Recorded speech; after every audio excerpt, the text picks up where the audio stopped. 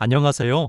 공부하는 아저씨입니다. 영상을 시작하며 여러분께 꼭 드리고 싶은 첫 마디는 이겁니다. 그래, 여기까지 참 잘 왔다. 지금 이 영상을 듣고 계신 여러분은 아마 인생의 가장 뜨겁고도 치열한 시기인 30대 후반 후 혹은 40대 초반을 지나고 계실 겁니다. 남들이 피자 먹고 즐거운 시간을 보낼 때 여러분은 무엇을 하셨나요? 아마 내일을 걱정하고 가족의 안위를 살피고 스스로를 채찍질하며 조금이라도 더 나은 미래를 위해 자신을 조여왔을 겁니다. 이제는 타인의 시선에 쏟았던 에너지를 조금 거두어드려도 됩니다. 오늘 이 시간만큼은 정직하게 나 자신에게만 집중해 봅시다. 우리는 흔히 인생의 문제를 정면 돌파해서 이겨내야 한다고 배웁니다.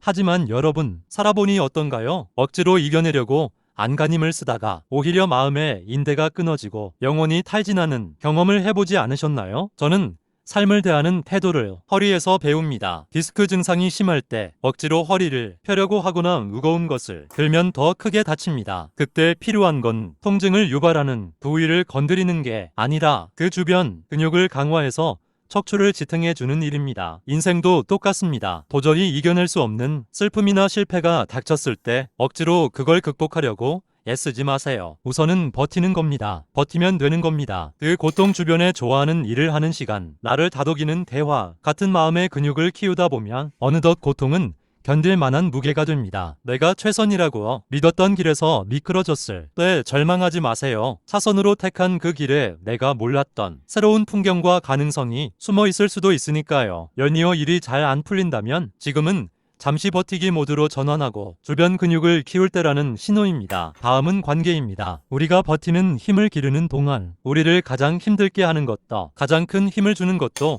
결국 관계입니다. 그리고 관계의 핵심은 말려 있죠. 나이가 들수록 뼈저리게 느끼는 사실 하나가 있습니다. 맞는 말을 기분 나쁘게 하면 우호적인 관계는 해진다는 것입니다. 우리는 종종 옳은 소리라는 명목하에 타인의 가슴에 대못을 박습니다. 하지만 기억하세요. 우리가 대화를 통해 궁극적으로 원하는 것은 내 논리의 승리가 아니라 소통이고 관계입니다. 말은 둥글게 해야 합니다. 모난 돌이 정 맞는다는 말처럼 날카로운 말은 결국 나를 향해 돌아옵니다. 오히려 적절한 순간의 침묵 그리고 상대의 마음을 헤아리는 지식에서 나옵니다. 또한 거창한 담론보다 중요한 것은 소소한 대화입니다. 일상의 사소한 한 마디가 무너져가는 누군가를 일으켜 세웁니다. 이건 타인에게만 해당되는 이야기가 아닙니다. 여러분 자신에게는 어떤 말을 건네고 계신가요? 우리에겐 긍정적인 마인드를 가진 셀프텔러가 필요합니다. 접시를 깬 아이를 보며 너 왜 그랬어? 라고 소리치기보다 괜찮니? 라고 묻는 다정함은 그 다정함을 여러분 자신에게도 베풀어 주세요. 실수하고 넘어진 나에게 자책하지 마. 그럴 수 있어 라고 말해주는 의식을 반복하세요. 이 의식이 반복되면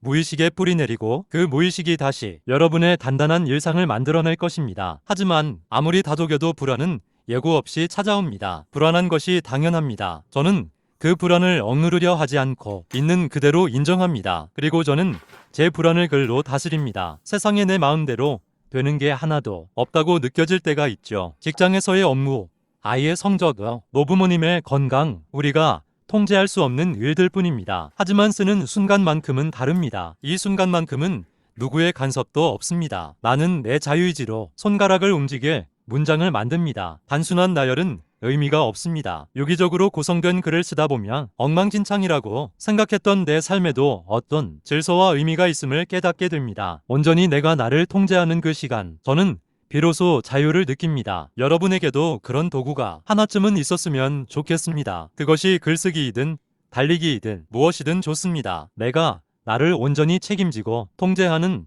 그 고요한 시간이 우리를 인간답게 만듭니다. 마지막으로 조금 현실적인 이야기를 하며 마치려 합니다. 우리는 왜 이렇게 치열하게 살아야 할까요? 왜 아픈데도 일어나야 하고 힘든데도 웃어야 할까요? 우울증은 어설프게 착한 사람들에게 더 자주 찾아옵니다. 남 배려하느라 내 마음 곱는 줄 모르는 사람들이죠. 하지만 진정한 건강이란 정신과 육체가 모두 탈이 없는 상태입니다. 내가 건강해야 콧노래가 나오고 내가 행복해야 내 가족도 지킬 수 있습니다. 저는 오늘 다시금 깨달았습니다. 내가 몸과 정신을 튼튼하게 유지하며 더 열심히 벌어야 하는 이유를 말입니다. 그것은 단순히 탐욕이 아닙니다. 내 딸이 하고 싶은 거 다 하고 살게 하기 위해서 사랑하는 사람의 꿈을 지켜주는 것. 그것이 제 삶의 가장 강력한 원동력입니다. 좋아하는 일을 계속하면 잘할 수 있게 됩니다. 잘하게 되면 그것이 나의 힘이 되고 그 힘으로 소중한 사람들을 지킬 수 있습니다. 그 과정이 비록 고단할지라도 우리에겐 유머가 있습니다. 유머는 삶의 팍팍한 기계에 칠하는 윤활유와 같습니다.